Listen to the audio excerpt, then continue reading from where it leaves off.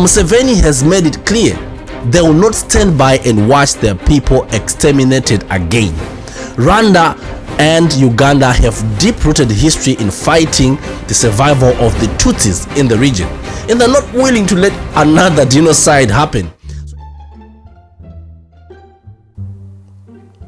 Now I'm seeing a lot of murmuring in the streets, and people are literally suggesting that Ramaphosa is justified for his utterances against the president of Rwanda, Kagame. And I understand you guys, because what you only listen to is mass media and what Western media would tell you. But why do you think Kagame and Museveni are so interested in the protection of the M23 rebels? Is there something that they stand for that we do not know? Now, for years, the world has been told that the M23 rebels are simply a violent insurgency causing chaos in the Democratic Republic of Congo, DRC. But what if I told you that the real story is much darker and much horrifying than you think? What if the M23 are not the aggressors, but they're just the victims of a systematic plan to wipe out the entire group, just like we've seen before in Africa? The other question that we can ask is, who is arming the M23 rebels? What if I told you that Yoweri Museveni and Kagame are not the warmongers, but they're just the last line of defense against another genocide? And this has been going on for a long time. So to understand Kagame and Museveni, we need to rewind back into 1994, the Rwandan genocide that saw 800,000 Tutsis dead in 100 days. Now the survivors, those who were lucky to flee into neighboring countries, including Uganda and DRC, instead of being welcomed as refugees, they became targets. So you understand why the Congolese government, under various leadership structures and systems, systematically persecuted the Tutsi populations in eastern DRC. Now the M23 rebels, they're not just fighters. They are displaced Rwandans and Ugandans of Tutsi origin who are defending their right to exist. Now, do you get me? So these are Ugandans, bona fide Ugandans, and these are Rwandans. Hence why you see Kagame and Museveni are fighting against the ethnic cleansing of their people. Do we not all have a right to do so? So the DRC military, which is called the FARDC, has been hunting them and branding them as terrorists, obviously attacking their communities.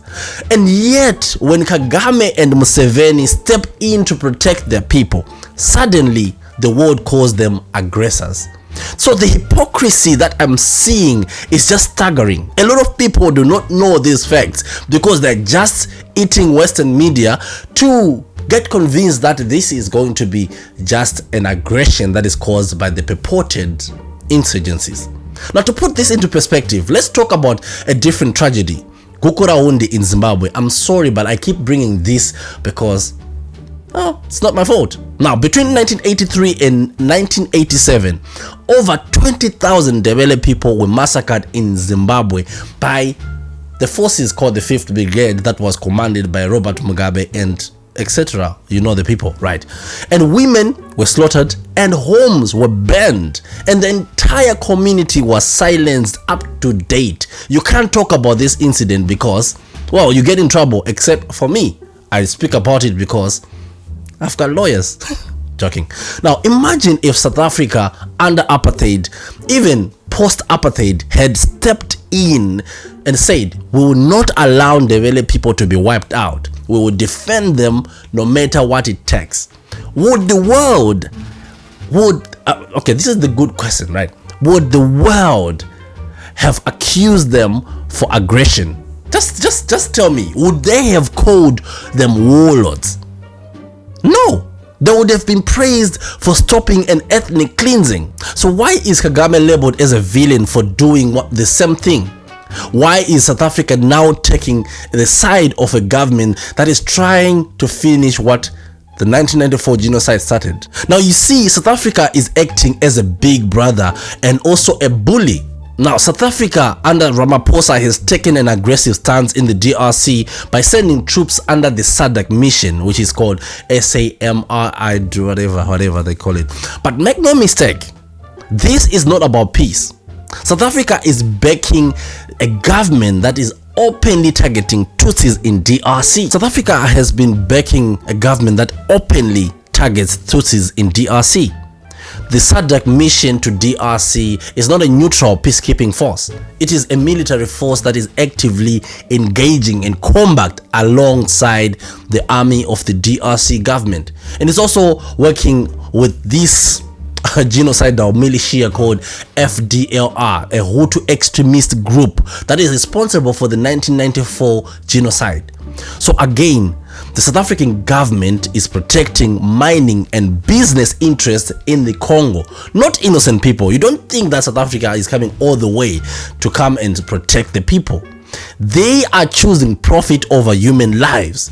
If this is truly about peace, oh well, South Africa, why is it South Africa is not negotiating? Why is it it's aggressively participating in this? And why are they not holding the DRC government accountable for its decades of persecution against the Tutsis? Everyone is equal. And when people are put into a country to live in a country, no matter where they originate from, they have a right to exist and live because they have been acculturated within the system. Why are they not condemning the presence of the FDLR who are actively working to finish the genocide? Why is it so? So the answer is simple. This is not about peace. This is about power. You know, power games. Kagame and Museveni are defenders or are they aggressors? Still asking that question. So Museveni has made it clear they will not stand by and watch their people exterminated again. Rwanda and Uganda have deep-rooted history in fighting the survival of the Tutsis in the region, and they're not willing to let another genocide happen. So Museveni has made it clear they will not stand by and watch their people exterminated again. Rwanda and Uganda have deep-rooted history in fighting the survival of the Tutsis in the region, and they're not willing to let another genocide happen. So it's going to be a very big stalemate if it stops. And Kagame himself was a refugee, you know that. He knows what it means to lose a homeland. He was once part of a rebel group that saved his people from extinction. Now, he is standing by the M23 rebels because he knows that without them, the Tutsis in DRC will be wiped out. And Museveni, on the other hand, has always had a strong hand in regional politics. He understands that if the DRC is left unchecked, the bloodshed will spill into Uganda, into Rwanda, and across East Africa. And this is not about greed. This is about power, and it's about survival. Now, the question is, who is really a villain here? I've given you the part of the story. This is authentic. Go and look for the facts. Now, South Africa wants to play big brother, but all it's doing right now is fueling a war that it does not understand. I mean, Ramaphosa is backing a regime that is engaging in ethnic cleansing and calling it stabilization, while Kagame and Museveni are being painted as the villains for protecting their own people. Come on, would you not support your own person who is stranded? Even America does it. If you hold hostage an American wherever you are, America has a right to repatriate the person and also engage in whatsoever means of action they can do to repatriate the person. So why does Kagame and Museveni not have the same right? The same people who fled for their lives in 1994 are now being hunted down again and again, and the world is looking the other way. And the question is, what happens next? Right? Will Kagame and Museveni succeed in stopping another genocide, or will South Africa and its allies allow history to repeat itself? You have to ask that question. And you know that back in the days when the first DRC war happened, which is known as the First African War, we had Zimbabwe and Mugabe who sent troops who were unalived in their thousands just to protect Kinshasa from it being taken by the M23 rebels. But then you see, they all went down the ground. some of these soldiers, when they recount the events of what happened back then during the war, they can't even speak about it. Some of them retired from the war because Mugabe sent them for personal reasons. And you know what? This is all a plot to make sure that they get more out of the minerals in DRC. And for your own information, you know that the amount of minerals that are in DRC right now can keep the world humming for the next 30 years.